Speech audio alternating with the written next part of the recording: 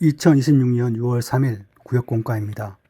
오늘은 선교 보고가 있기 때문에 예배 시간에 다루지 않고 구역공과를 보통 그냥 우리가 이렇게 지금 올리고 있는데 이것으로 다 끝내는 것으로 하겠습니다. 구역공과 제목은 고독한 인생, 행복한 인생입니다. 전도서 4장 7절부터 12절까지 말씀이죠. 성경을 우리가 특별히 공과 시간에도 그렇고 또한 예배 시간에도 반드시 잘 읽어야 합니다. 더러 약간 젊은 사람들 가운데 혹은 나이 드신 분도 나이가 70, 80이 되어도 제대로 성경을 읽지 않고 그냥 예배 시간에 앉아 있으면 되겠지라고 생각하시는 분들이 적지 않습니다. 예배 시간에 제가 이름을 부르면 참 무안해질 텐데 그러면 안 되겠지만 하여튼 성경을 예배 시간이나 공과 공부 시간이나 항상 읽을 때 잘 읽는 것도 믿음이자 순종에 포함된다. 전 그렇게 보고 싶어요. 자, 7절에 보시면 내가 또 해 아래에서 헛된 것을 보았도다. 어떤 사람은 아들도 없고 형제도 없이 홀로 있으나 그의 모든 수고에는 끝이 없도다. 또 비록 그의 눈은 부요를 족하게 여기지 아니하면서 이르기를 내가 누구를 위하여는 이같이 수고하고 나를 위하여는 행복을 누리지 못하게 하는가 하여도 이것도 헛되어 불행한 노고로다. 두 사람이 한 사람보다 나음은 그들의 수고함으로 좋은 상을 얻을 것입니다. 혹시 그들이 넘어지면 하나가 그 동물을 붙들어 일으키려니와 홀로 있어 넘어지고 붙들어 일으킬 자가 없는 자에게는 화가 있으리라. 또 두 사람이 함께 누우면 따뜻하거니와 한 사람이면 어찌 따뜻하랴. 한 사람이면 패하겠거니와 두 사람이면 맞설 수 있나니 세 겹줄은 쉽게 끊어지지 아니하느니라. 네. 설교 제목이 고독한 인생, 행복한 인생입니다. 인생 마지막을 바라볼 때 모든 인생은 헛되죠. 헛되고 헛되니 다 헛되다는 것을 이 전도서 1장에서 무려 5번이나 한 구절에 등장합니다. 헛되지만 하나님은 중간중간 성도에게 행복한 순간을 두십니다. 그래서 그 행복한 순간을 또한 잘 지키고 행하는 것도 좋은 것이지요. 그렇지만 인간은 영원히 살 수 없기 때문에 본질적으로 모든 게 다 헛된 거예요. 순간순간 하나님은 성도에게 기쁨과 평강과 만족을 주시죠. 자, 도입 예화를 보면 노인성 우울증이라고 제가 써놨는데 나이를 먹으면 노인성 우울증을 많이 겪습니다.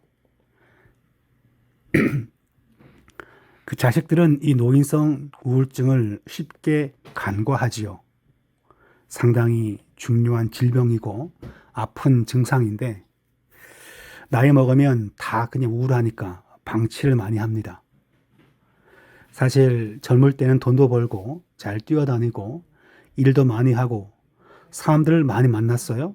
그래서 우울할 틈도 없었겠지만 대부분의 노인들이 잘못하다가는 노인성 우울증에 빠집니다. 성도의 삶도 마찬가지인데 그래서 이 대부분의 이 상담학자라든가 소위 그 이제 심리학자들이 하는 얘기가 노인이 되면 어디 갇혀있지 말고 밖에 좀 나가라고 그러면서 신앙생활도 해보라 그런 얘기를 종종 합니다.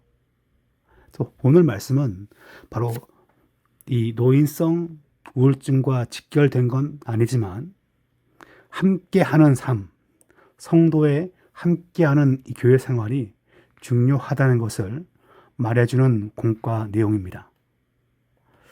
첫 번째 보시면 인생 자체가 허무한 것이다. 그렇게 이제 제목을 달아봤습니다. 7절에 보시면 내가 또 다시 해 아래에서 헛된 것을 보았다. 그렇게 전합니다. 전도자는, 이 전도서는 인생을 낭만적으로만 포장하진 않습니다.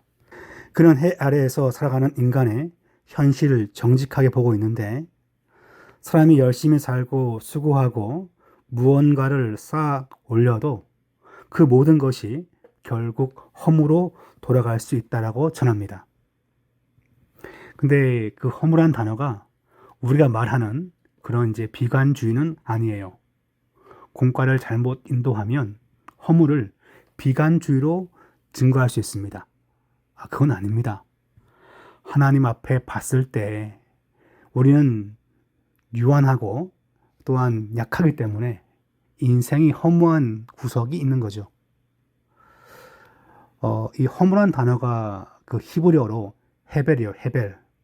근데 그 단어의 뜻이 단순히 그냥 허무한 것이 아니라 하나님은 이 땅을 살면서 성도에게 순간순간 기쁨도 주시고 즐거움도 주죠. 근데 그 기쁨과 즐거움이 하나님께서 주시는 거지만 영원하진 않죠.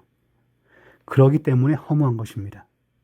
그러니까 잘못된 건 아니지만 그때그때 만족을 줍니다.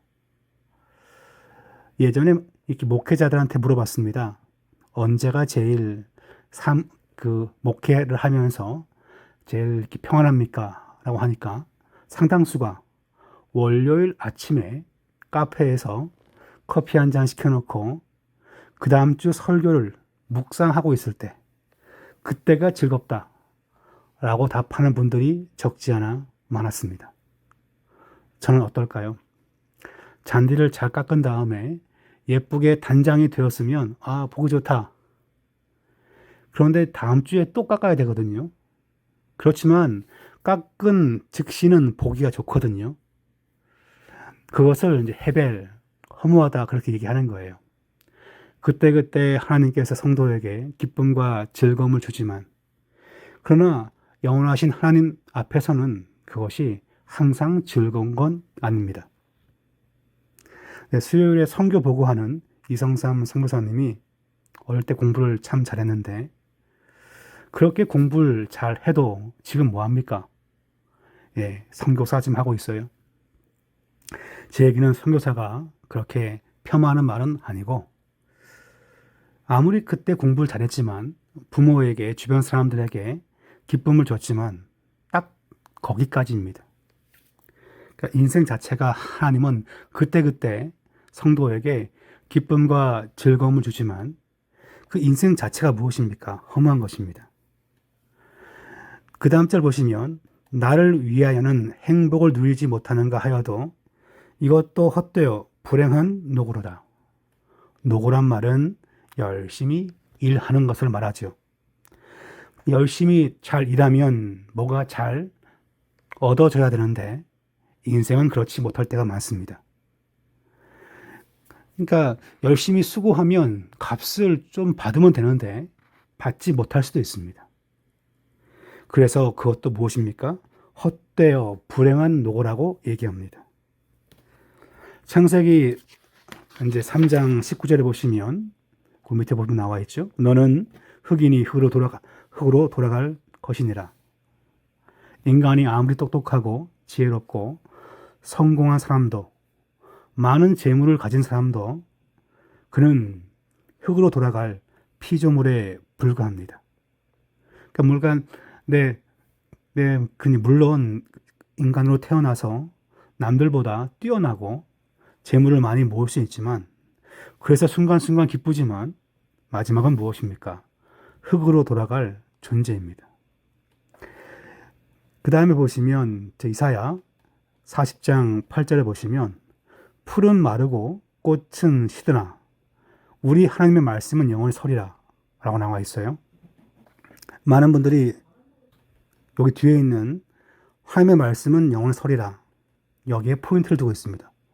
물론 이 말씀도 중요한데 전 지금 여기서 앞을 보고 싶습니다. 어떤 풀도 어떤 꽃은 무엇입니까? 마르고 시듭니다. 그게 인생이죠. 그러니까 인생 자체가 허무한 특성이 있다는 것을 우리가 기억할 필요가 있습니다.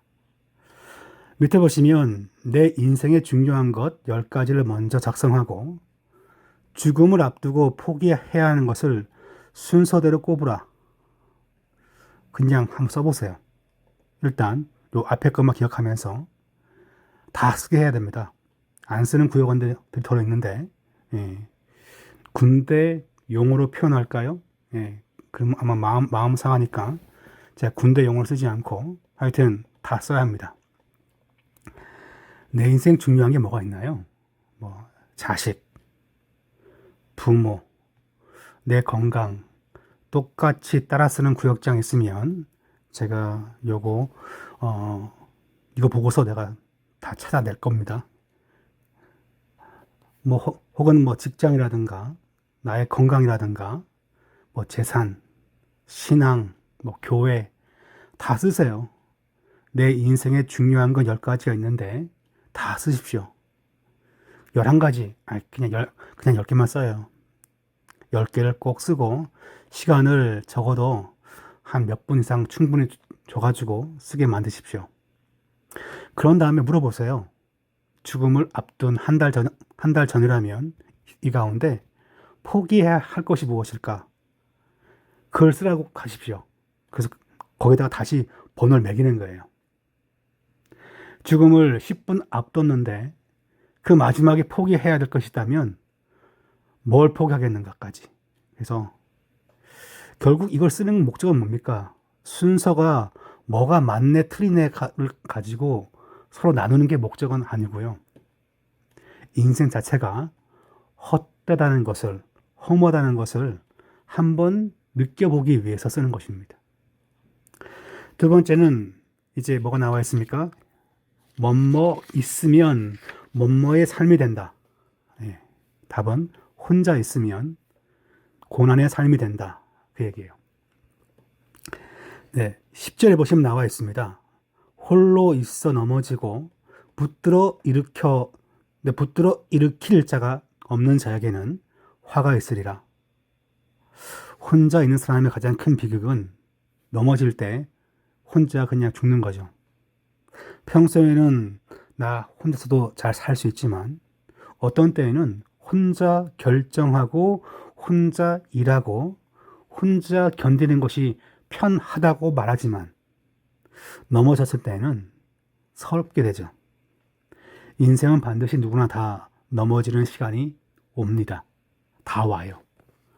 병들 때도 있고 실패할 때도 있고 낙심할 때도 있고 죄와 시험 앞에서 또한 넘어질 시간이 찾아옵니다.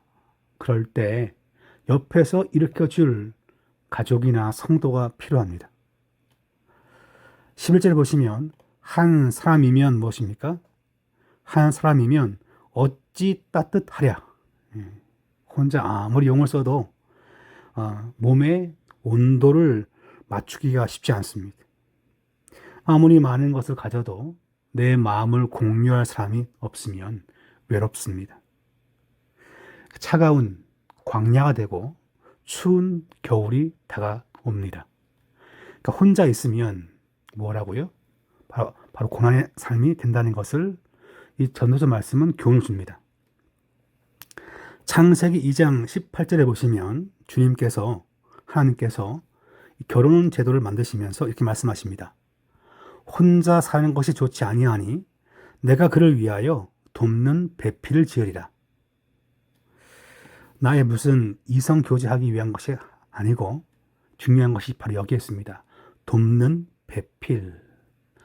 혼자 사는 것은 물론 독신의 삶도 나쁘진 않지만 혼자 사는 것이 썩 좋은 건 아닙니다.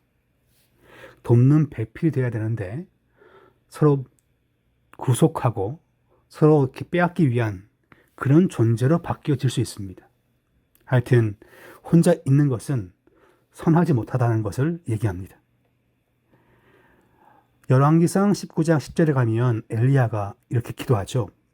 오직 나만 남았거늘 그들이 내 생명을 찾아 빼앗으려 하나이다. 엘리야가 아무리 위대한 선지자지만 혼자 남아 있을 때 그 외로움을 이렇게 고백합니다. 자, 질문 볼게요. 나 혼자 있다고 생각한 적은 언제였는가? 언제였는가? 혼자 있을 때가 있죠. 저 같은 경우에는 이제 수술 때, 올라갈 때.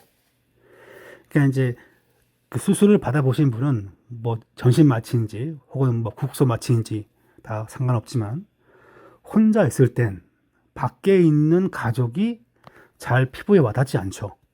혼자 있는 혼자. 혼자는 항상 외롭고 두렵습니다. 작년에 미국의 한 정부 기관에서 발표하기를 이 외로움과 사회적 고립이 있는 사람은 실제 건강과도 깊은 관련이 있다. 그렇게 보고를 했습니다.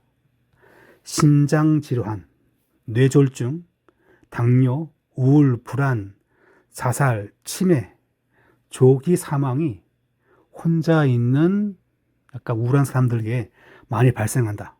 그런 보고서를 보고하였습니다. 그러니까 인생은 허무한 거지만 혼자 있으면 더 낙담할 일이 생긴다는 것입니다. 그러니까 혼자 있는 것은 선하지 못하고 함께 하는 것이 중요하다는 거죠. 같은 전도회에서 활동하고 같은 구역에서 모여 예배하고 봉사하고 이 모든 것은 바로 성도를 건강하게 만드는 하나님의 신령한 방법이라 볼 수 있습니다. 세 번째를 보시면 이 교훈이 이렇습니다. 연합하면 은혜의 삶이 됩니다. 연합하면. 이 구절에 보시면 이렇게 나와 있죠. 두 사람이 한 사람보다 나음은 그들이 수고함으로 좋은 상을 얻을 것입니다. 혼자 하는 것보다 둘이 할 때 더 큰 상, 더 큰 영광이 다가온다는 걸 말합니다. 혼자 하면 지치고 혼자 하면 힘들죠. 같이 하면 힘이 생기고 또한 쉽게 지치지 않습니다. 가끔 그런 얘기를 하는 분들이 있어요. 목사님 저만 하고 있습니다. 예. 근데 이제 물론 이제 일을 빨리 하긴 해야 되는데 그죠? 혼자 하면 힘들어요. 그래서 뭐 화장실 청소를 해도 또 구역 봉사를 해도 혼자 하면 힘들고 함께 하는 것이 지혜인 것입니다. 이 10절의 말씀 보시면 혹시 그들이 넘어지면 하나가 그 동물을 붙들어 일으키려니와 라고 나와 있습니다. 교회는 언제 좋은가? 서로 연합하여서 은혜가 넘칠 때 그때 함께 있는 게 참 좋습니다. 누가 넘어지면 정죄하기보다 일으켜주고 세워줄 때 결코 넘어지지 않는 거죠. 그러므로 사랑하는 마음으로 성도를 대하고 세워주는 것이 진짜 연합인데 그런 마음이 있다면 어떤 시련이 와도 함께 견딜 수 있는 것입니다. 누군가 그 믿음에서 약해질 때 붙들어주고 누군가 낙심할 때 위로해주고 누군가 시험 앞에 흔들릴 때 함께 기도해 주는 것이 바로 교회의 사명일 것입니다. 그 다음 절 12절 보시면 두 사람이면 맞설 수 있나니 세 겹줄은 쉽게 끊어지지 아니하느니라 라고 나와 있어요. 성도의 연합은 성도를 더욱더 강하게 붙잡아 줍니다. 그 가운데 하나님이 함께 하시기 때문에 그렇죠.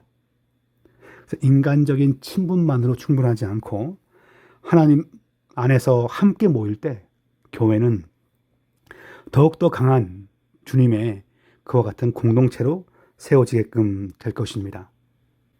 로마서 12장 5절에 보시면 우리 많은 사람이 그리스도 안에서 한 몸이 되어 서로 지체가 되었느니라 라고 나와 있습니다. 교회는 그냥 사람들이 모인 장소가 아니라 주님과 한 몸 된 곳입니다.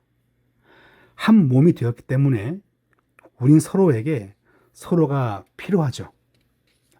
손과 발과 눈과 귀가 다 필요하듯이 바로 우리는 예수 안에서 연합된 교회임을 기억해야 합니다.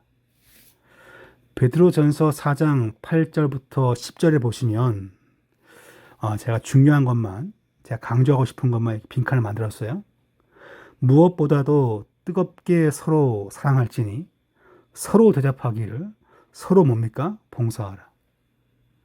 혼자 열심히 하는 것도 나쁘지 않지만 아주 아름답고 좋은 것은 아주 강력한 성도의 삶은 서로 사랑하고 서로 대접하고 서로 봉사하는 것입니다. 그 영적 원리를 보여주고 있습니다. 오늘 말씀은 아주 간단한 교훈인데 우리가 항상 묵상해야 될 교훈입니다. 인생 자체는 뭘 먹든지 뭘 입든지 허무한 기질이 있습니다. 하나님은 중간중간 성도에게 기쁨과 평강과 만족을 주지만 그건 역시 시간제, 영원하지 않습니다. 혼자 있으면 그렇다고 성도의 삶이 너무나 고난스럽게 됩니다. 함께 연합하면 은혜가 생기죠. 혼자 잘 버틴 걸 자랑하지 말고 함께 연합한 것을 간증하는 교회, 그 교회가 좋은 교회일 것입니다. 지금 여기 보시면 내가 감당하고 있는 직분은 교회 안에서 어떤 역할을 하는 직분인가? 여러 가지 일을 하시는 분들은 할 말 많지만 감당할 직분도 혹은 일을 하지 않는다면 딱히 할 말이 없을 수 있어요. 이 질문의 목적은 모두가 뭔가 해야 한다. 한 몸이기 때문에 그걸 강조합니다. 성경도 배워야 되고 찬송도 불러야 되고 전도의 모임도 잘 나와야 되고 구역 예배도 잘 나와야 되죠. 그러지 아니하면 성장하기가 무시 어렵습니다. 허무한 인생을 행복한 인생으로 바꾸는 방법은 무엇입니까? 라고 한다면 연합하면, 함께 연합할 때 무엇입니까? 바로 은혜의 삶이 된다는 것을 보여줍니다. 그래서 우리가 어떤 일 감당하든 모든 성도가 연합해서 은혜를 나누고 은혜로 섬기는 그런 교회가 되어야 할 줄 믿습니다.